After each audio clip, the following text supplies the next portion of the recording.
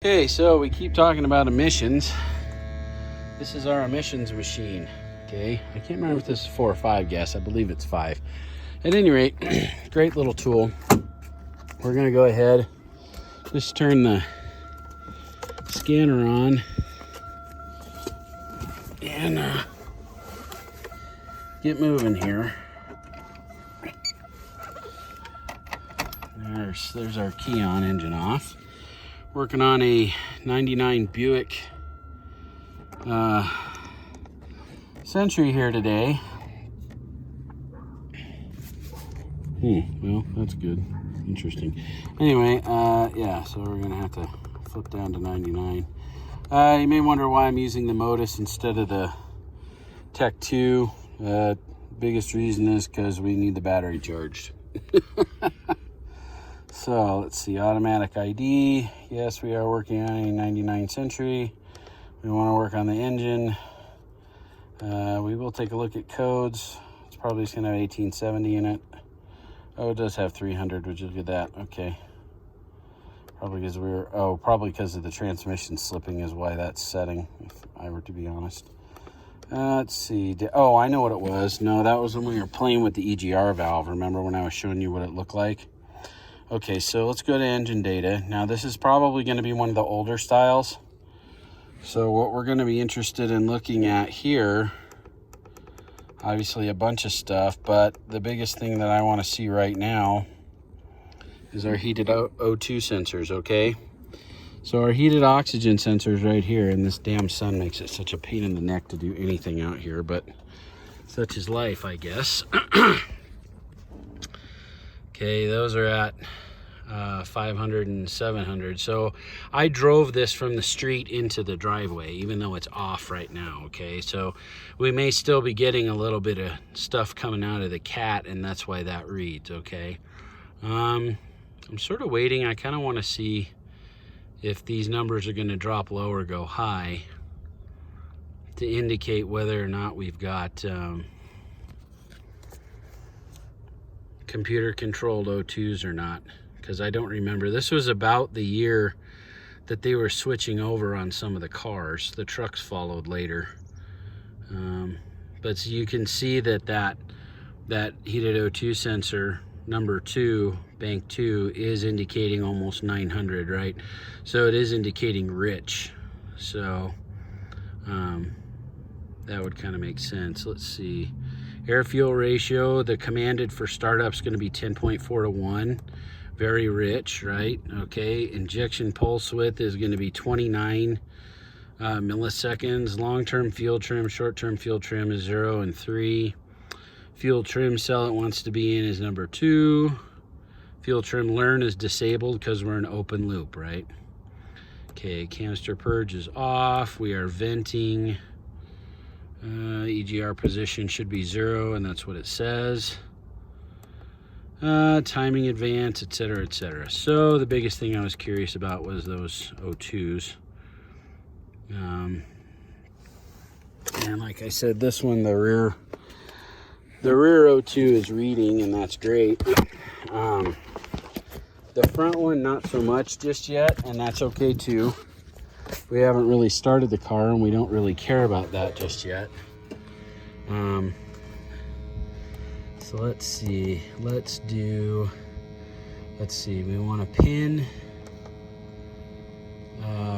this one, so we're going to lock that parameter, and we're going to the open closed loop status, and then we'll lock that one, and we'll lock that one. Okay, so now we can scroll through the rest of this and look at short-term, long-term fuel trim, etc., and still have our open loop, closed loop parameter, and our pre and post O2s locked at the top. It's one of the reasons I like the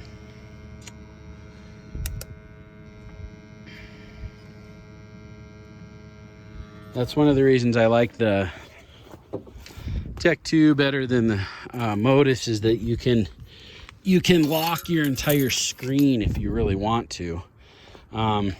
And then the other thing is that if you lock that screen, see, this is the other thing you have to do. You have to do a fresh air purge on this. First, it has to warm up so that it can read, all of its little sensors can read the CO and everything else coming out of the tailpipe. The other thing you have to do is a fresh air purge now and then. So I elected to take it out of the tailpipe as opposed to unhooking it right here, which you could unhook this inlet hose right here and then it would draw fresh air from right up here. The reason I didn't do that is because sometimes it's a bear to get that in and out of the machine. So the less times that I have to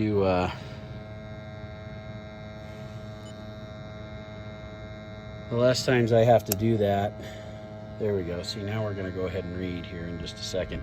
So let's go ahead and put this in here. So this is where I usually start my diagnostics. And I'm going to show you guys how I do this so that you'll have some sort of protocol for how to do these tests and how to make progress on when are we failing, why are we failing, how much are we failing, things of that nature. I feel that unless I teach you guys something about my method, then you have none. And what have I given you at that point? Well, nothing exactly. A whole lot of zip. So I just need to get my pen here. Does this one work? No, that one doesn't work. Oh, good.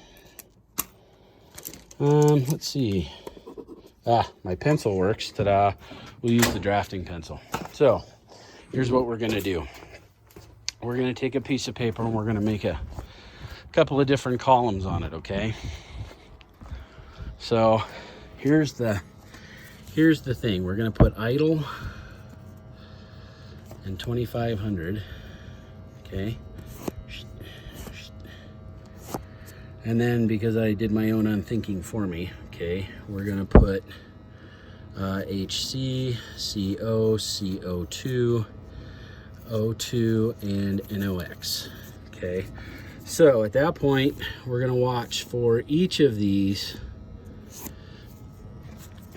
at both idle and at see, and you can see just from running it that there's enough crap left in that tailpipe that we still show some stuff in there. Okay, so that's part of the reason it prompted me to remove that, to go ahead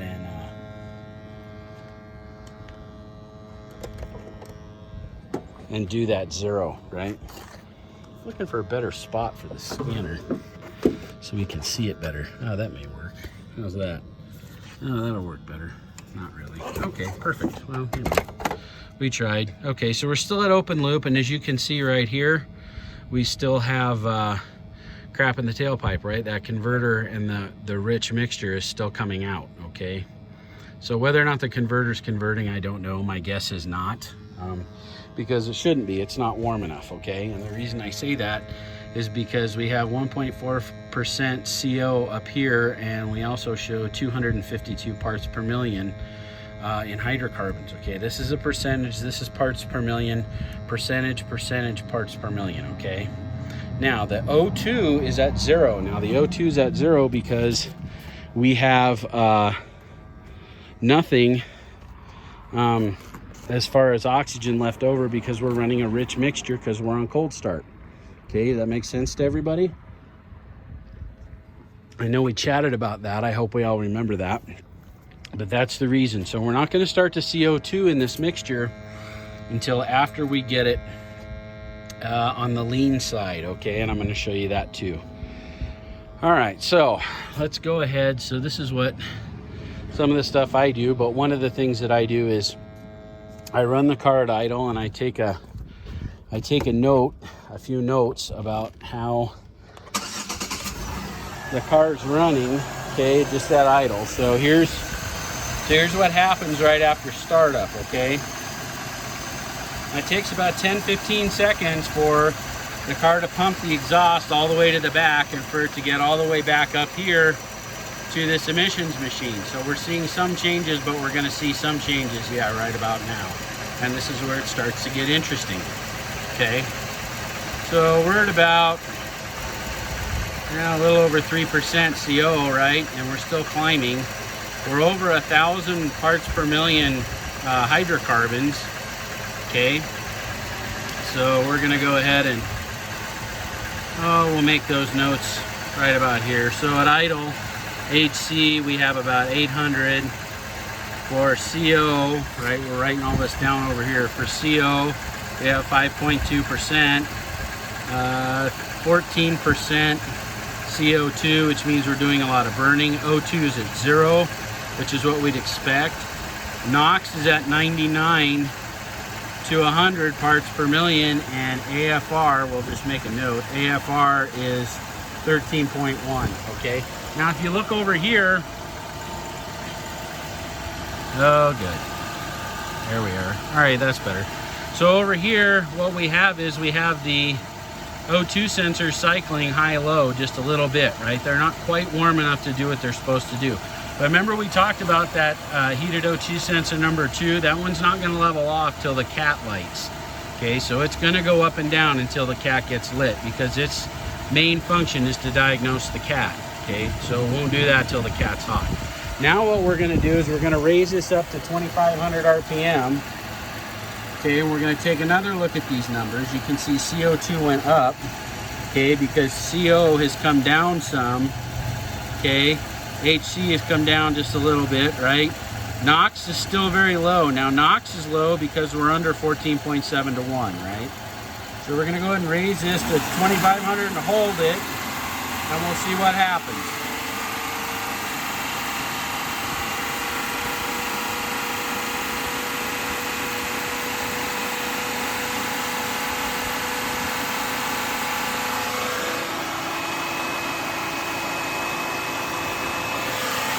And you can see we're in closed loop now where we weren't before, so that's going to change some of our numbers a bit.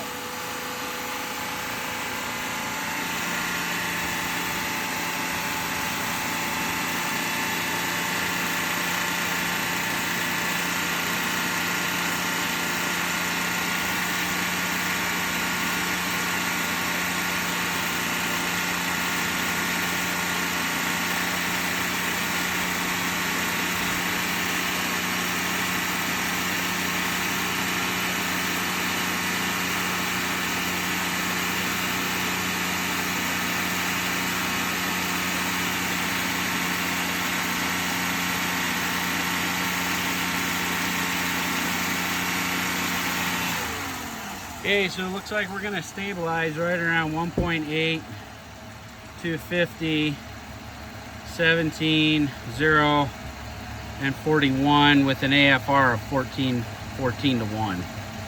Okay, so we noted all these numbers, all right? Now that's cold, okay? So what we're going to do is we're going to take this and we're going to post it where we can find it again later, all right? And then we let the car run and warm up. And typically, see, as you can see now, this number is stabilized quite a bit. Okay, that's our post-cat number, and we're in closed loop, okay? We're also at a negative fuel trim number here. So we're removing fuel. And as you can see, now that we're in closed loop and the converter's starting to do its deal, our numbers are starting to clean up, aren't they? CO's coming down, HC's coming down. CO2 is, excuse me, pretty steady. O2 is steady at 0, which is fine. And our NOx is at next to nothing at 7 parts per million. AFR says 14.3 to 1. So we're in pretty good shape. Now what we're waiting for is we're waiting for this thing to go ahead and finish warming up, get everything nice and hot, and then we can see how this goes, okay? So you can see now we're at a point where the converter is nice and steady at 677 millivolts. We've got our cycling O2 for mixture up front, right? That's heated O2 sensor 1, okay? We're in closed loop. So all of that's working. We're still at a negative fuel trim from our center line, right? And we're down to a point where what's coming out the tailpipe, and that's what you have to understand. This is what comes out the tailpipe. This is not necessarily what the engine's burning, okay? Does that make sense? So the reason we say that is the cat is going to do a lot of work after the engine's already done with the fuel, all right? So this is what you're seeing right here, okay? So now I'm going to go ahead and bring it up to 2500 and hold it for about 2, 3, 4 minutes. And we're going to go ahead and work on preconditioning that cat and warming everything else up, and we're going to see what our numbers look like. So just take a look, bear with me, and here we go.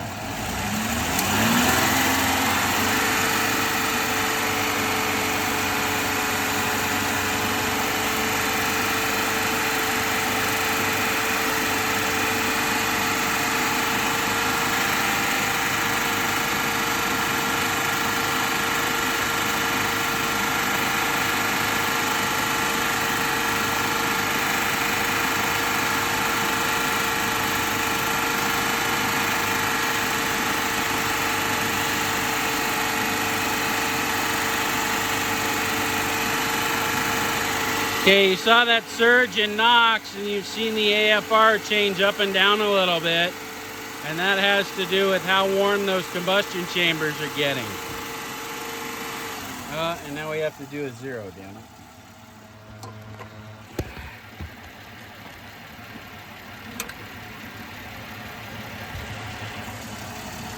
So in this case, see, we're gonna be locked out for 30 seconds. I already unhooked it up here. So I'm just going to go ahead and run the engine.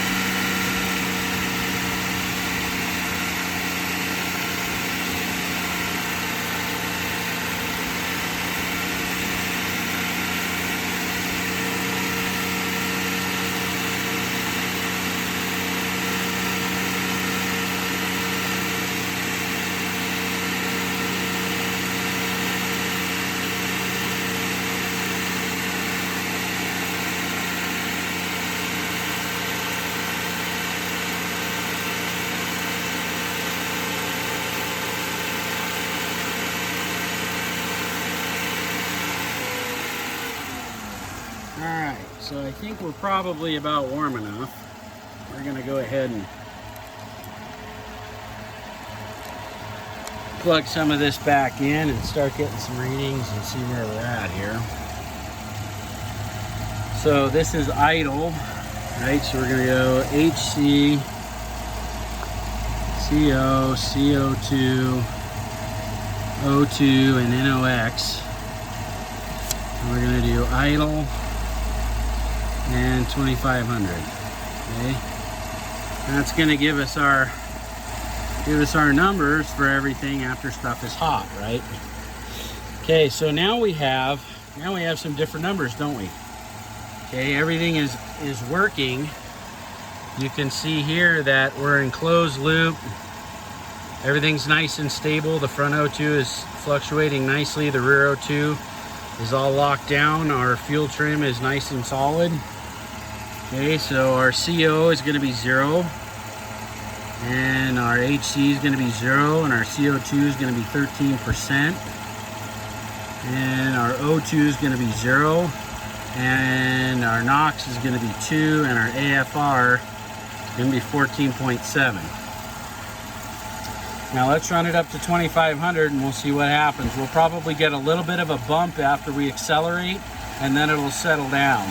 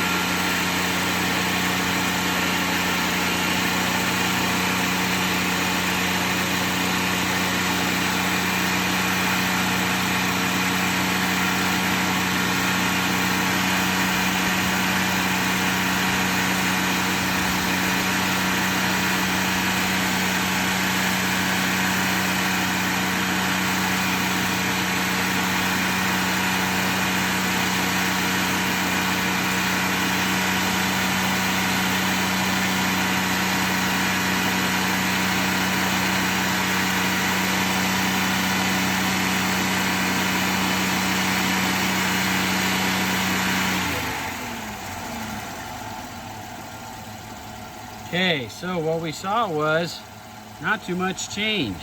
Okay, now it's going to require that we zero this thing again. It's kind of a pain in the neck, but what do you do? Let's see, we had 0 HC, 0 CO, 13%, 0 oxygen, and NOx was up to about 100 at one point, and AFR was 14.7. Okay, now in this case, we're testing a car that works just fine. Okay, so in this case, that's kind of what I expected to see. All right, I didn't expect to see any sort of big problems, and that's good. That's what we like to see. But a lot of times when we see stuff like this, okay, if it's actually in for some kind of a problem, and I'm gonna play with this here in just a minute, and you guys are gonna get to see some of the different readings that you'll get. Okay, so let me okay, our fresh air purge is done. We can hook up the probe again. We're gonna start counting here in about 15 seconds. Yep, see, things are gonna move right on up there, aren't they? CO2's coming right up, isn't it? So again, this is see, now we have some CO, don't we? Right? Ta-da! So this stuff changes as you go along, and it could be too that the reason for this is that we have, yeah, and I can feel it. We have some, we have a little bit of evap purge going on, so that's probably why we have a little CO. We're running it just a hair richer than it was before. And that would sort of bear itself out if you look at the fuel trim here, which is at -16 instead of -12. So that would sort of bear that out. Okay, now we're gonna play with this a little bit, and I'll show you how some of this stuff works. So hang on just a second.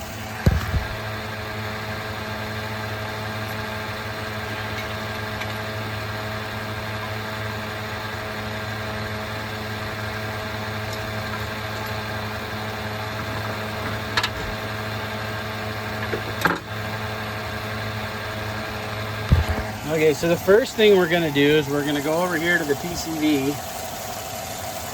and we're going to open that up a little bit to fresh air. Okay, and we'll see what happens. Now in this case, it's just sucking it shut, which is not really what I wanted. So we'll go to we'll try the vacuum like regulator instead. Trouble is there we go, that's better, is metering this. See, so now at this point we're driving it lean, right? So if we're driving it lean, what are we going to expect to happen? Well, we should have a rise in HC, we should have a drop in CO, we should have a rise in O2, right?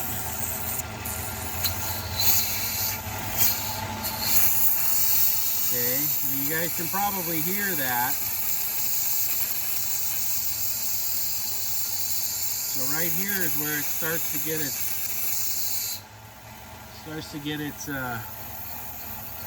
knicker's in a twist because we've given it, you can hear it now, somewhat, right? Well, now look at this. We're at positive 27 fuel trim. Now, it didn't take very long for that to figure that out, did it? Okay, so we're not actually seeing some of the things that I would have expected.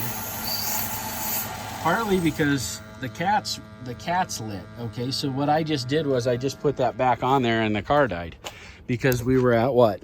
27% fuel. So what happened? We choked it. That's exactly what happens. Okay, so now you can see how rich that is. Ta-da! Right there. CO is a little high. CO2 is dropping.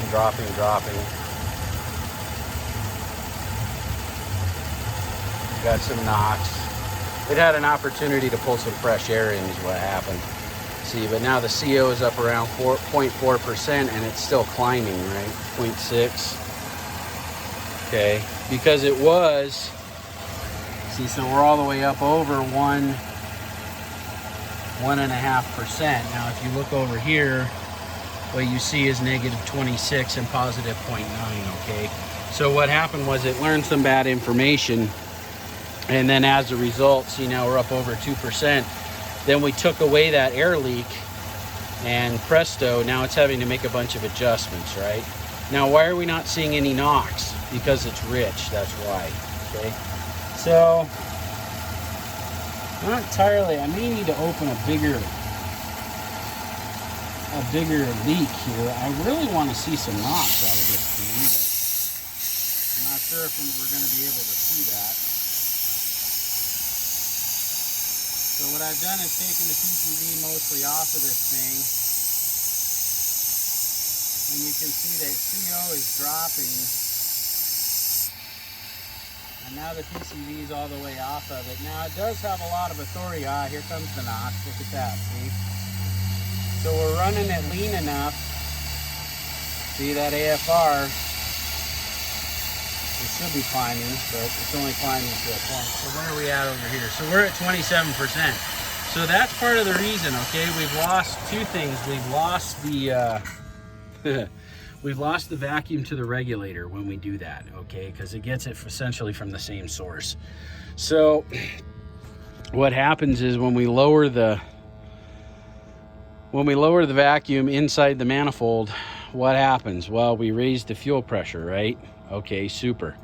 So at that point, the fuel pressure goes high, and as we can see, the ECM actually has quite a bit of authority to add a ton of fuel. So that's why I say when we were talking about Cole's injectors as well, in particular, it's possible that his car will run okay, but it may set a code if it goes beyond the threshold of that code. So hopefully that makes sense. If it gets outside the test parameter, ta-da, then it may fail the code, but the engine may run fine.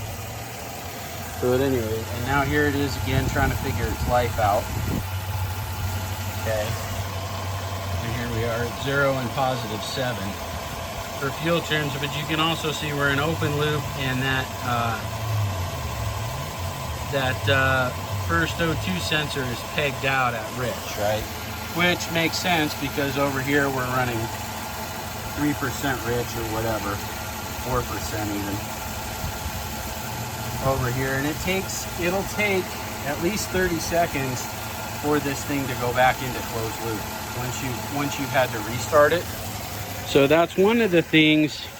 See, and this is one of those things that I wanted you guys to see. When you start screwing with cars and they start making bad decisions, they learn bad information and then they stick with it. See, so this thing isn't in closed loop yet, and it'll take it 30 seconds to get there at least. And in the meantime, it's running almost 8% rich.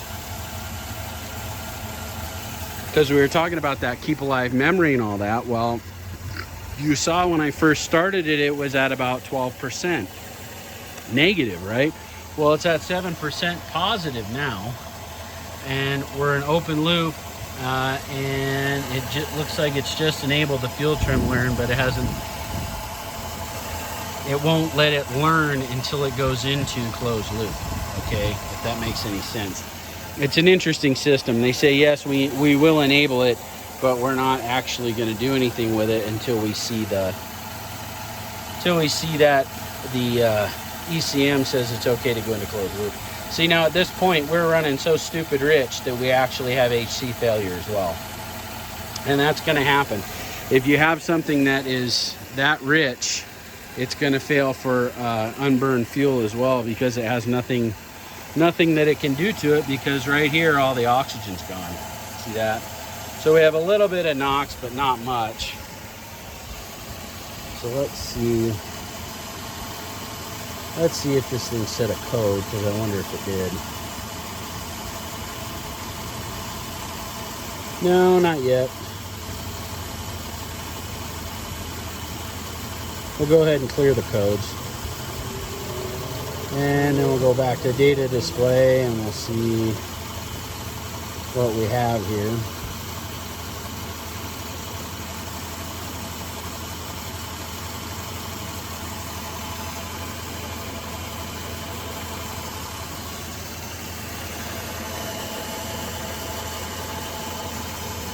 Loop status is still open.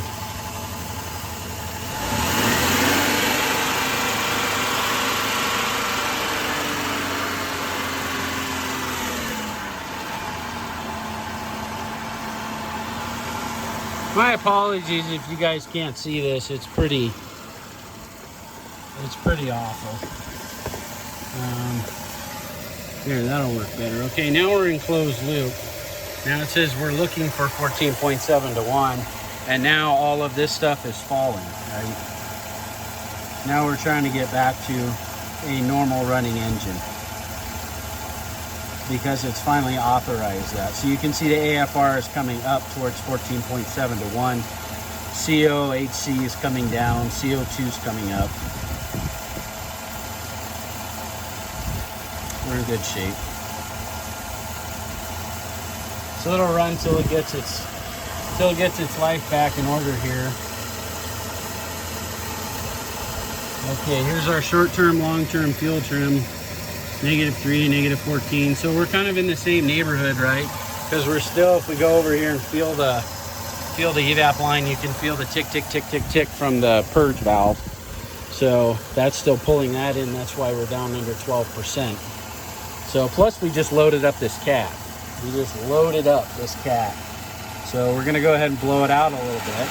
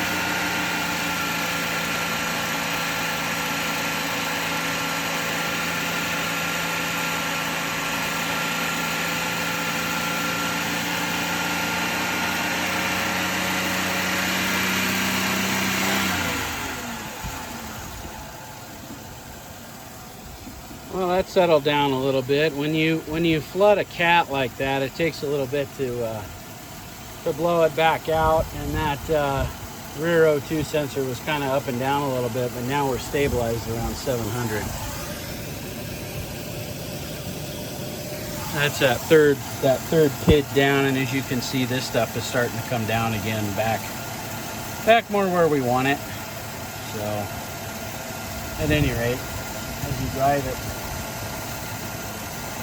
you drive it, it'll clean itself up. I know that's CO is up around 1.6, 1.2 and all of that, but it's coming back down. What that might indicate, because I just closed the throttle and then there was a delay and then a spike, that could be that it was applying a higher vacuum to the purge valve while it was open, so we pulled in more fuel vapor that way. The other possibility is that there's a little bit of carbon on the back of the valves, and at that point it pulled some of the gasoline that was stored there down into the combustion chamber and ran it a little bit rich. So anyway, we've played with that a little bit. Let me see, there's one other thing I want to do for you guys. I want to show you this test, so hang with me.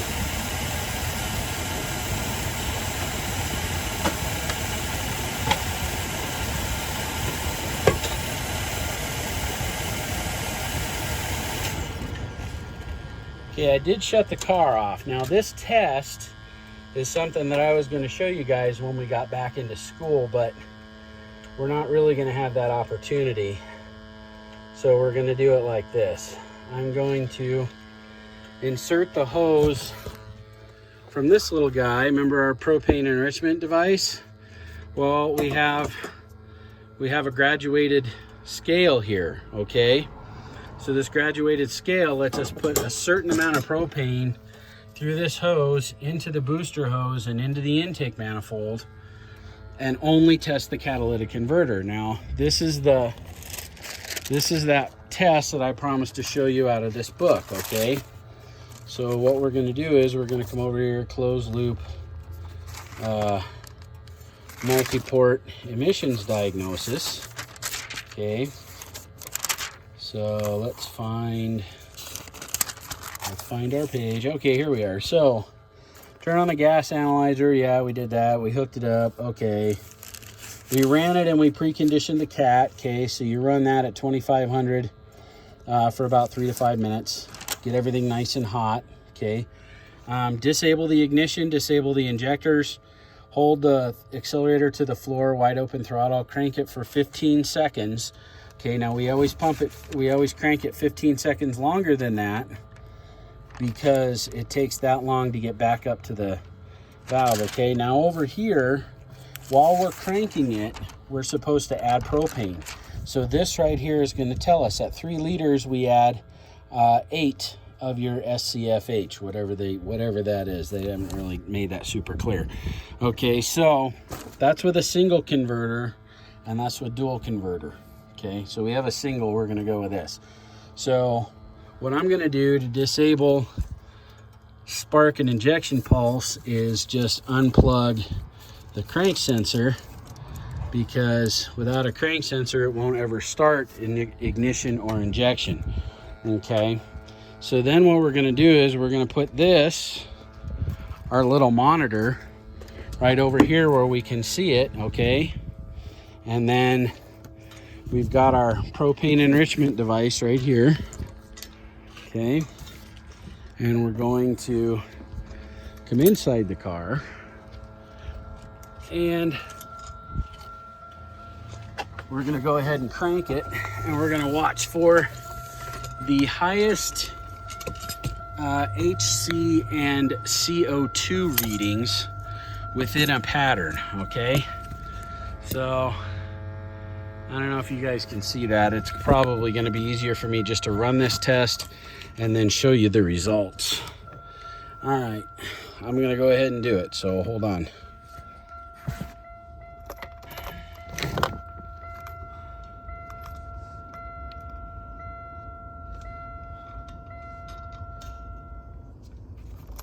$1,001, $1,002, $1,003, $1,004, $1,005, $1,006, $1,007, $1,008, $1,009, $1,010, $1,011, $1,012, $1,013, $1,014, $1,015, and then the starter cut off. So there you have it. And so now we're gonna watch. You guys can see this now. Okay, we're at about 2,500 HC, and our peak, right? Our peak of CO is about 8%, somewhere in that neighborhood. So if we look at our peak CO2, which was around 8% and we look at our CO2, or HC rather, see, we're all the way, here's what determines whether or not we fail this, okay? So we're gonna be all the way over here, which is gonna put us all the way up here. So even though we're at 2,500 HC, we're still passing. Does that make sense? You just keep drawing that line all the way up, because what we had at 8% was 1,400. So we're well within the pass-fail margin there. At any rate, that's your catalytic converter test, and this is the manual right here that Toyota paid GM to reproduce in its entirety, because it's such a good resource on how to conduct emissions failure diagnostics. So at any rate, if you ever want to, and like I said, the biggest thing for me is it tells you how to test the cat. That's my single biggest deal right there. If you can tell me how to test a cat, then that's great, because otherwise you're just relying on the fact that the computer's going to do it. So, all right, well, I think I'm going to wrap this up now, and stay tuned to your same bat time, same bat channel, because we're going to have some more stuff tomorrow. All right, great, good luck on your final, and love you guys. Bye.